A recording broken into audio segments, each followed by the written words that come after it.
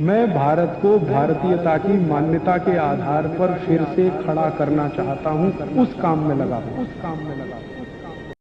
मैं पिछले साल से बीमार नहीं पड़ा, आज तक किसी डॉक्टर के पास नहीं गया, आधी गोली भी नहीं खाई मैंने, एक इंजेक्शन भी नहीं लगा। चिकनगुनिया पिछले साल भर से भारत में फैल रहा है, 70,000 मरीजों का मैं इलाज किया हूं, अभी तक मुझे चिकनगुनिया नहीं हुआ। कर्नाटक में मैंने किया, महाराष्ट्र में किया, गुजरात में, अब राजस्थान में भी किया। सब लोग मुझे यही पूछते हैं आप कौन सी दवा खाते हैं, वही हमें बता दो। मैं उनसे कहता हूं मैं दवाई नहीं खाता, लेकिन मैं आयुर्वेद के सभी नियमों का बहुत कट्टरता से पालन करता हूं। सवेरे उठने पर पानी नहीं मिला तो उतनी देर में टॉयलेट में नहीं जाता, मिलेगा पानी तभी जाऊं, और उठते ही पानी पीता हूं, मुंह भी नहीं धोता, दांत भी साफ नहीं करता, रात को दांत साफ करके सो जाता हूं। पानी कभी भी पीता हूं सिप करके पीता हूं, और ठंडा पानी बर्फ डाला हुआ कभी नहीं पीता। खाने के हमेशा 1-1.5 घंटे बाद पानी पीता हूं, कभी कभी 2 घंटे बाद भी पीता हूं। ये छोटे छोटे नियम का पालन मैं करता हूं। 18 साल से मैं स्वस्थ हूं, आप भी हो सकते हैं।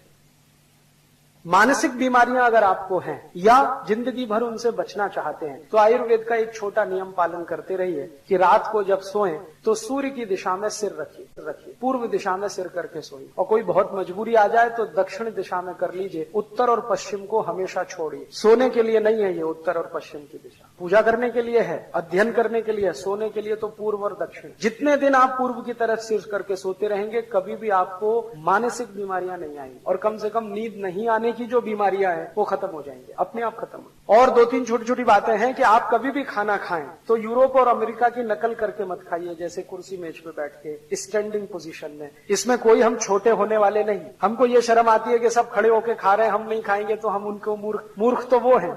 आप कम से कम उन मूर्खों में इंटेलिजेंट रहिए। और कोई पूछेगा जी क्यों बैठ के खा रहे हो, तो उनसे कहो कि मेरे घुटने अभी काम करते हैं, कमर भी काम करती है, दोनों फ्लेक्सिबल है, हम बैठ सकते हैं। जब नहीं बैठ पाएंगे तब सोचेंगे खड़े खड़े खाएं। तो घर में डाइनिंग टेबल पे खाना ना खा के जमीन पे बैठ के खाएं। भारत में सबसे अच्छे खाने की पद्धति है सुख आसन में बैठ के खाना, और खाने के बाद 10 मिनट कम से कम वज्रासन जरूर करें, दोपहर को हो या शाम। और दोपहर के खाने के बाद 20 मिनट विश्राम करें, पहले 10 मिनट वज्रासन फिर 20 मिनट विश्राम। और रात को अगर खाना खाया तो 10 मिनट का वज्रासन करके टहलने को जरूर जाए, कम से कम 500-700 कदम चले। 1000 कदम चलेंगे तो बहुत अच्छा। और मेरी आप सबको विनती है कि अपने बच्चों को तो इनका संस्कार दे दीजिए अभी से, उनको आदत डाल दीजिए कि भोजन के साथ पानी नहीं पीना है, 1 घंटे बाद पीना है। फिर वो कहेंगे गले में खाना फंस गया तो कहो लस्सी पी लो, दोपहर का भोजन है तो लस्सी पिला दो, शाम का भोजन है दूध पिला दो, पानी मत पिलाओ, पानी 1 घंटे बाद ही पिलाओ। पानी हमेशा सिप करके पीने की आदत डाल दो उनको, जिंदगी भर पड़ी रहेगी। सवेरे उठते ही पानी पीने की आदत डाल दो, हल्का गुनगुना पानी पीने की आदत डाल दो। उनको जो संस्कार मिल गया तो वो फिर भूलने वाले नहीं, और वो जीवन भर स्वस्थ रहेंगे। और हजारों साल से अगर ये नुस्खे चले आए हैं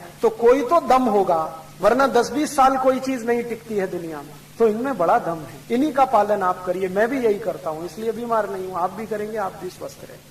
तो एक है स्वस्थ रहने का। दूसरा हिस्सा है जो गलती से बीमारी आ गई तो क्या करें, तो एलोपैथी की दवा तो बिल्कुल मत खाइए। कोई भी बीमारी आए, चाहे कैंसर ही क्यों ना आए, मैं आपको पूरी गंभीरता और जिम्मेदारी से कह रहा हूं कि जो आपके घर में किसी को कैंसर हो जाए तो बीमारी का इलाज एलोपैथी से तो कभी नहीं करा, क्योंकि एलोपैथी में मरीज जो है ना कैंसर से नहीं मरता, कैंसर का जो ट्रीटमेंट दिया जाता है उससे मर जाता है। इसलिए कभी भी किसी को कैंसर हो जाए एक तो घबराना नहीं। फिर आप पूछेंगे क्या करें, मैं आपको दवा बताता हूं। आपके घर में दवा है, कैंसर की सबसे अच्छी दवा है हल्दी। आपको शायद सुन के आश्चर्य होगा, अमेरिका की सरकार ने हल्दी पर 33 पेटेंट लिए हैं। 33 के 33 पेटेंट जो है ना एंटी कैंसरस प्रॉपर्टी के पेटेंट। हल्दी में कैंसर को ठीक करने की सबसे ज्यादा ताकत है। लेकिन हल्दी लेना कैसे है, हल्दी 2 तरह से आती है, एक तो सूखी हल्दी है, एक तो आती है ताजा हल्दी, अदरक जैसी। वही हल्दी कैंसर की दवा है, ताजा हल्दी। ताजा हल्दी लेना, उसकी गांठ को पीसना, चटनी बनाना, चटनी बना के कपड़े में निचोड़ना तो रस निकला है, वो रस पिलाना है जो भी मरीज को कैंसर। हल्दी में क्या है, हल्दी में एंटी कैंसरस जो मेडिसिन है उसका नाम है करक्यूमिन। भगवान ने ये सबसे ज्यादा हल्दी में ही दी है, और इस करक्यूमिन के कारण ही हल्दी का रंग पीला होता है। वरना अगर ये करक्यूमिन ना हो हल्दी में तो रंग पीला नहीं होगा, वो अदरक जैसी ही रहेगी। तो ये करक्यूमिन नाम का केमिकल है जो एंटी कैंसरस है, और इसी की प्रॉपर्टीज पे अमेरिका में पेटेंट है। तो आपके घर में कोई भी कैंसर पेशेंट है तो उसको हल्दी का रस दो, सवेरे सवेरे खाली पेट दो, 2-3 चम्मच दे दो। शुद्ध अगर शहद मिलता हो तो उसमें मिला के दे दो, नहीं तो थोड़ा गुड़ मिला दो, नहीं तो खाली दे दो। और उसके साथ और एक चीज अगर दे सकें, देशी गाय का मूत्र,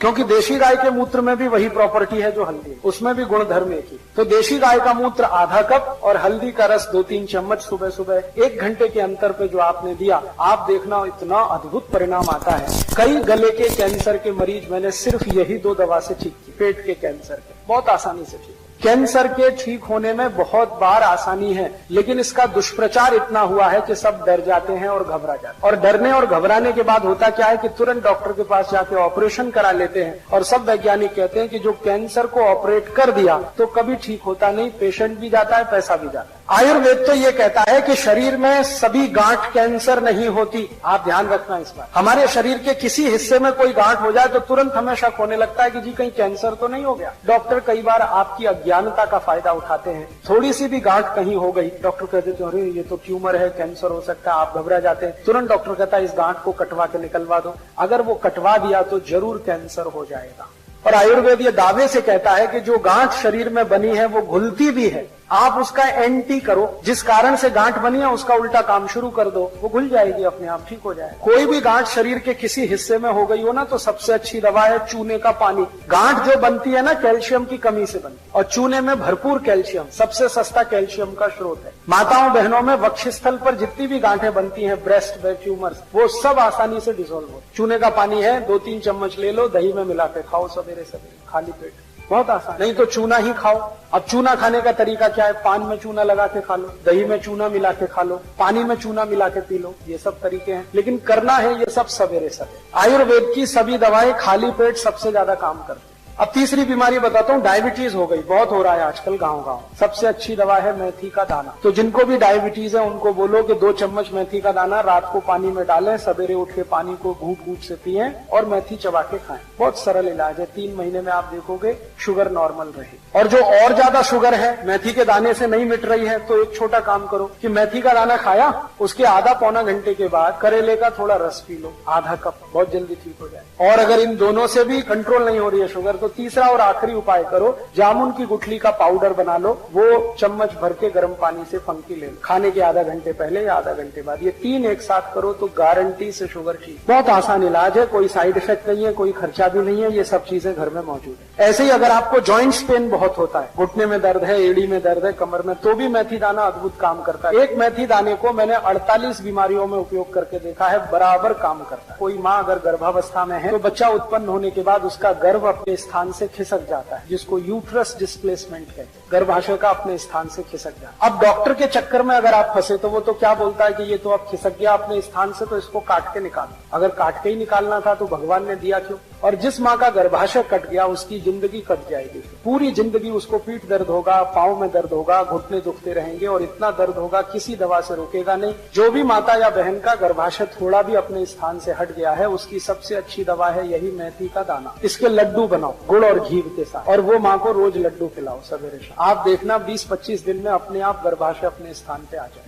आपको नींद नहीं आती है तो आपका ये जो अंगूठा है ना, अंगूठा, इसके नाखून के दोनों साइड में मेथी दाने बांध के पट्टी लगा लो, बहुत गहरी नींद में सो जाओ।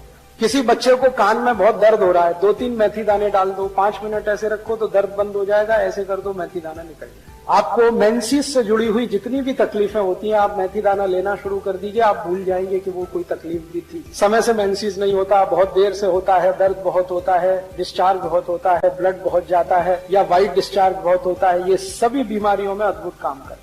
और ऐसी ही एक और दवा है, उसको भी कभी मत भूलिए, हमेशा आप याद रखिए, शतावरी। महिलाओं की लगभग जितनी समस्याएं हैं, 23-24 हैं, सब एक ही दवा से ठीक हो सकती है, शतावरी। और शतावरी का ही बहुत सारी दवा कंपनियां उपयोग कर करके पता नहीं क्या क्या बना रही हैं। लेकिन अभी हाल में कुछ मैंने एक्सपेरिमेंट किए तो पता चला कि शतावरी दवा से सबके चश्मे उतर जाते। जिसको भी चश्मा उतारना हो, स्त्री हो या पुरुष, बच्चा हो या बड़ा, सबको शतावरी खिलाओ, सबके चश्मे उतर जाए। लेने का तरीका बहुत सरल है, शतावरी का चूर्ण ले लीजिए, वो एक तरीका है, उसमें थोड़ा गुड़ मिला दीजिए, नहीं तो बूरा मिला लीजिए, बूरा सबसे अच्छा होता है। शतावरी में बूरे का कॉम्बिनेशन बहुत है। तो शतावरी का पाउडर फॉर्म रखिए एक डिब्बे में, थोड़ा बूरा मिला के खा लीजिए, पीछे से गर्म पानी पी लीजिए। नहीं तो शतावरी को पानी में डालिए, गर्म पानी में डालिए और घोल के पानी पी जाए, ये दूसरा तरीका। ये 2 सबसे आसान तरीके हैं। नहीं तो खांड आती है ना, खांड, चीनी छोड़ के कुछ भी मिला लो आप। चीनी और शतावरी का कॉम्बिनेशन ठीक नहीं बैठता है, कोई भी मीठी चीज आप उसमें मिला सकते हैं, शहद है, खांड है, बूरा है, और या वो आता है ना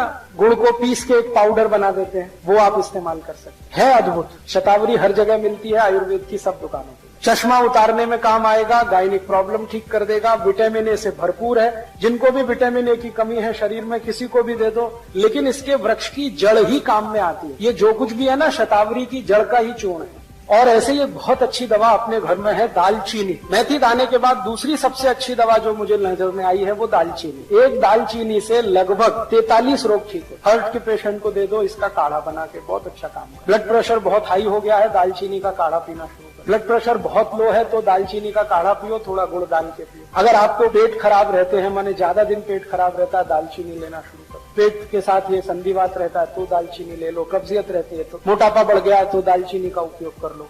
ये पाउडर फॉर्म में इस्तेमाल की जाए। ऐसे ही अपने घर में एक बहुत अच्छी दवा है धनिया। धनिया सूखा वाला और ताजा दोनों काम आता है। अगर आपको एनीमिया है, माने खून की कमी है, तो हरा धनिया पीस पीस के चटनी बना बना के खूब खाओ, उसका रस पियो। और सूखा धनिया सबसे अच्छा काम आता है थायराइडिज्म। अगर हाइपर थायराइडिज्म है, थायराइड बढ़ा हुआ है, या हाइपोथायराइडिज्म है, घटा हुआ है, दोनों ही स्थिति में सूखे धनिये को पानी में डालो, पानी को उबालो और सवेरे सवेरे घूट घूट पियो, तो लगभग 20-25 दिन में सब तरह का थायराइड खत्म कर देता सूखा धनिया। ऐसे ही आपके घर में एक बहुत अच्छी दवा है काला नमक और सेंधा नमक। आपको तो मेरी विनती है कि आप घर का नमक बदल दो। पहले तो ये पिसा हुआ तो लाना बंद कर, आप या तो सेंधा नमक लाओ नहीं तो काला, और वो डेले वाला लाओ। और सब्जी में नमक सब्जी बनाते समय डालो, सब्जी बनने के बाद नमक कभी मत डालो, क्योंकि सब्जी बनने के बाद नमक डाला तो वो जहर जैसा काम करता है। दाल बनने के बाद नमक डाला तो जहर जैसा काम करता है। और एक परंपरा बंद कर दो, ऊपर से नमक डाल के खाने। अगर कोई दिन आपको ऐसा लगता है कि नमक कम है तो कम नमक का ही खा लो, ये ऊपर से डाल के खतरनाक। इसमें क्या होता है, दो चीजें होती है। एक तो जिसने बनाया है खाना उसका अपमान कर रहे हैं आप, उसको ये सिग्नल दे रहे हैं कि देखो तुमने नमक बराबर नहीं डाला है। भले आप बोले या ना बोले, उसको ये हर्ट तो करने ही वाला है, तो उसका अपमान कर रहे हैं और अपने शरीर का भी नाश कर। तो ऊपर से नमक डाल के तो खाना बिल्कुल बंद कर। नमक जितना डालना है सब्जी बनते समय, माने उबलना चाहिए, नमक डलने के बाद उसमें उबाल आना चाहिए।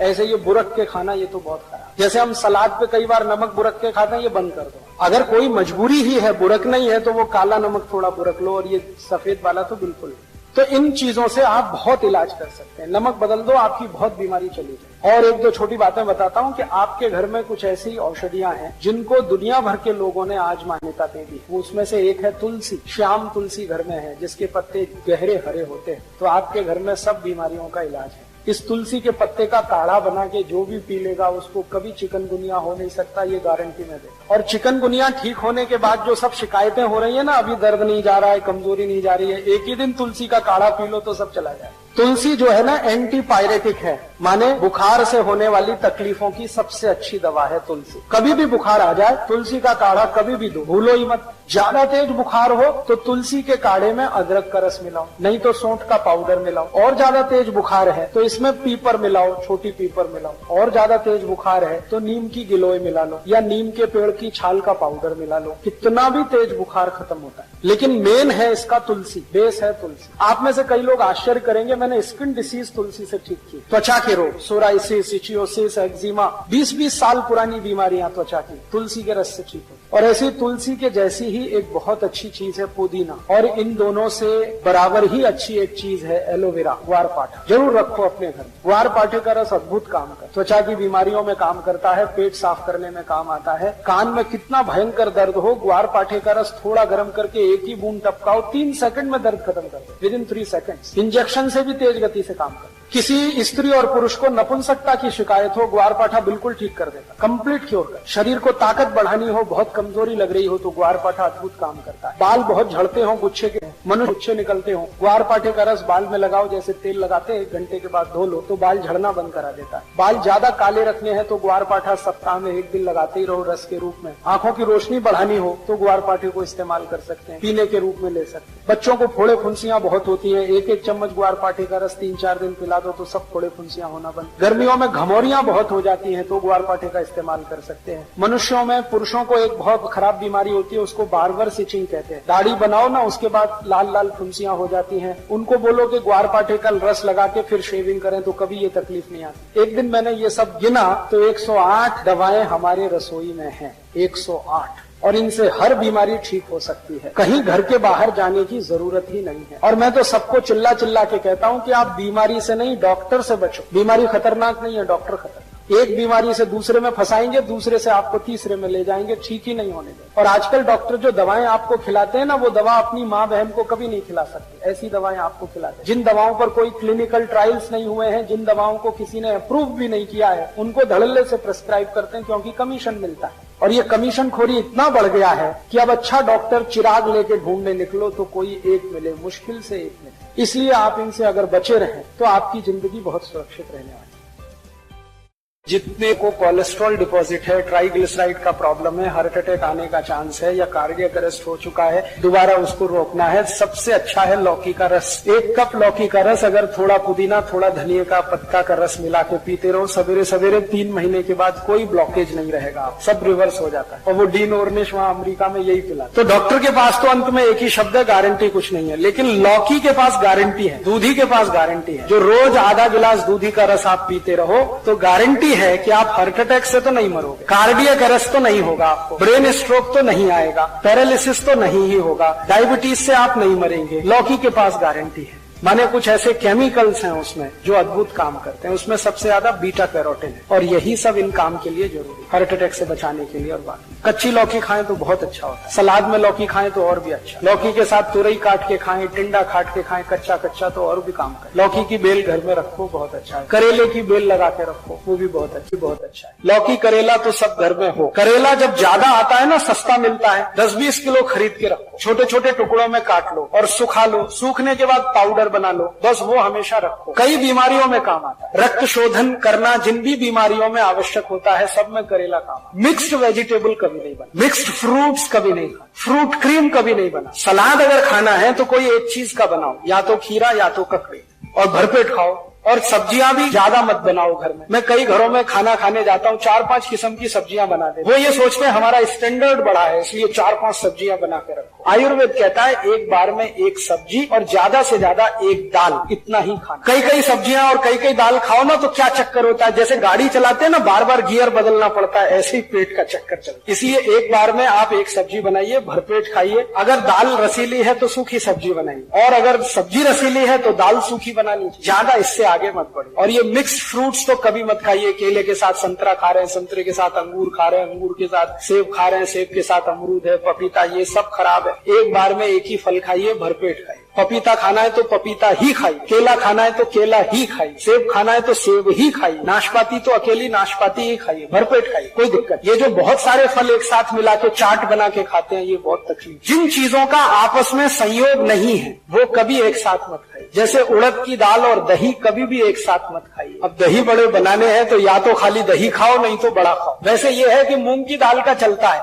लेकिन मूंग की दाल में दही गर्म करके डालो, बिना गर्म किया हुआ दही मूंग की दाल के बड़े में भी नहीं चलेगा। तो ऐसी चीजें जिनके कॉम्बिनेशन नहीं है, दूध और दही एक साथ मत खाओ। खीर खाई है तो दही मत खाओ, दही खाया तो खीर मत खाओ, रायता खाया है तो खीर मत खाओ, खीर खाई तो रायता मत खाओ। इसी तरह से शहद और घी कभी भी साथ में नहीं खाना, नहीं तो बहुत मुश्किल आ जाए। जैसे कई दालें एक साथ मिला के खाना आजकल आ गया, होटलों में बहुत चलता है। मूंग की दाल भी है, उड़द की दाल भी है, तुअर की दाल भी है, चने की दाल भी है, मोठ की दाल भी है, सब मिला के तैयार किया उसको। ये तो बहुत ही खराब। एक बार में एक ही दाल, मूंग की है तो मूंग की, मूठ की है तो मूठ की, अरहर की तो अरहर की, उड़द की तो उड़द की। उतारा हुआ छिलका दाल खाओ तो कुछ मतलब नहीं, क्योंकि दाल जो है ना हाईली फाइबरस मटेरियल है, जिसमें फाइबर बहुत होते हैं, और छिलका उतारते ही फाइबर गया। तो दाल तो फाइबर के लिए खाई जाती है और प्रोटीन के लिए खाई जाती है। सबसे ज्यादा प्रोटीन छिलके में है, फाइबर भी छिलके में, वो ही उतार दिया तो बेकार। और एक दो छोटी बातें बताता हूँ कि घर में तेल लाना हो तो कभी भी रिफाइंड मत लाइए। अगर तेल का रिफाइनिंग किसी फैक्ट्री में जाके आप देख लो,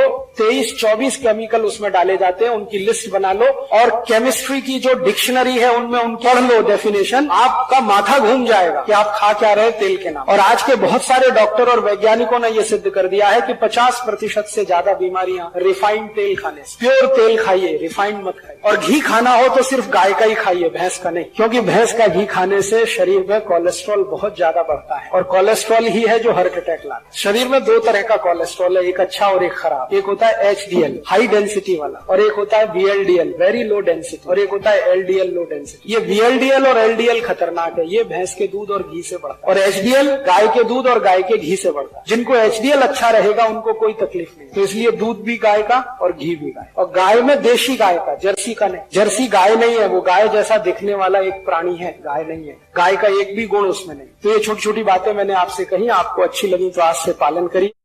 आयुर्वेद में अष्टांग हृदय का भी वो नियम है और सभी ऋषि ऐसा बोलकर गए हैं कि जो जिंदगी स्वस्थ रखनी है तो ठंडा पानी मत पीजिए, पानी गर्म करके पीजिए, कम से कम उतना गर्म हो जितना गर्म आपका शरीर है, क्योंकि गर्म पानी शरीर को बहुत तरह से सफाई कर देता है, टॉक्सिक वेस्ट को शरीर के बाहर निकाल के फेंकता है, पचने में भी मदद करता है, शरीर के पूरे तंत्र को व्यवस्थित रखता है। हल्का गुनगुना पानी, ज्यादा गर्म भी नहीं, ज्यादा ठंडा भी। तीसरा ये नियम है कि आप जो भी खाना खाइए ताजा खाइए, खाना चबा चबा के खाइए, क्योंकि भारत में चबाने का बहुत महत्व है, यूरोप में नहीं। यूरोप में क्या है ना, ठंडी है, तो ये जो जबड़े हैं ना ये फ्लेक्सिबल नहीं, तो ज्यादा चबा नहीं सकते, तो जो भी कुछ है जल्दी जल्दी निगल निगल के खाते हैं वो। हमारे तो जबड़े बहुत फ्लेक्सिबल है, तो हमको तो चबा चबा के खाते। उनके जो मसूड़े हैं ना बहुत कड़े हैं, और कड़े मसूड़ों को साफ करना वो ब्रश से ही संभव है, हार्ड है बहुत, तो वो ब्रश करते हैं। आप मत उनकी नकल करिए, आपके मसूड़े तो बहुत सॉफ्ट है, इतने सॉफ्ट है कि थोड़ा भी ब्रश आड़ा तिरछा चल गया तो खून ही खून निकलेगा। तो उनकी नकल करके टूथब्रश मत करिए। फिर क्या करें,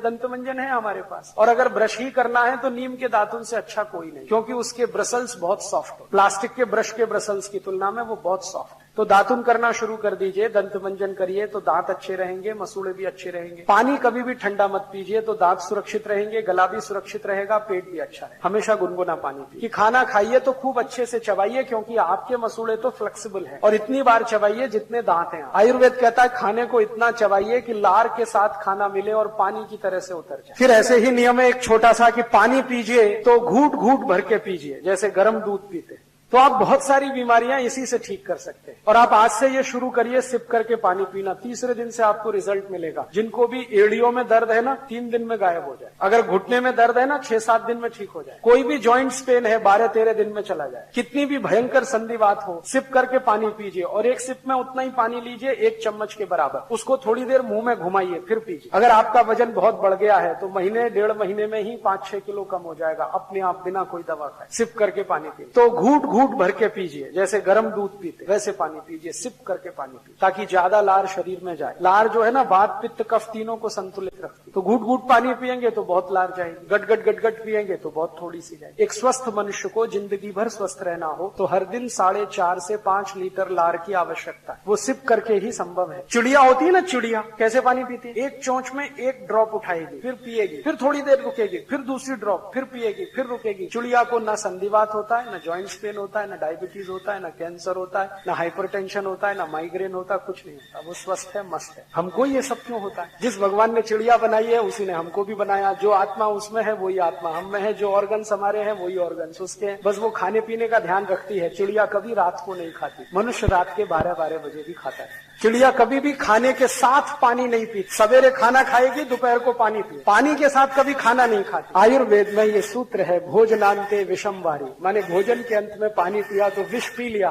तो आप भोजन के बाद पानी मत पीजिए, 1-1.5 घंटे के बाद पीजिए, पानी सिप करके पीजिए, हल्का गुनगुना पानी पीजिए। सवेरे उठते हैं ना तो अपने दिन की शुरुआत पानी से करिए, चाय से नहीं। जो लोग सवेरे दिन की शुरुआत पानी से करें और जो सवेरे दिन की शुरुआत चाय से करें, दोनों जमीन आसमान के अंतर है। चाय से शुरुआत करने वालों को एक नहीं 68 बीमारियां होंगी, 68, और जो सवेरे पानी से शुरुआत करें दिन की तो उनको बीमारी नहीं। तो आप बोलेंगे कितना पानी पिए, कम से कम 1 गिलास तो पी लीजिए। दोस्तों सबसे पहले तो चैनल सब्सक्राइब करें, फिर लाइक, कमेंट और शेयर करें, और हाँ, हमारा एंड्रॉयड ऐप डाउनलोड करना ना भूलें।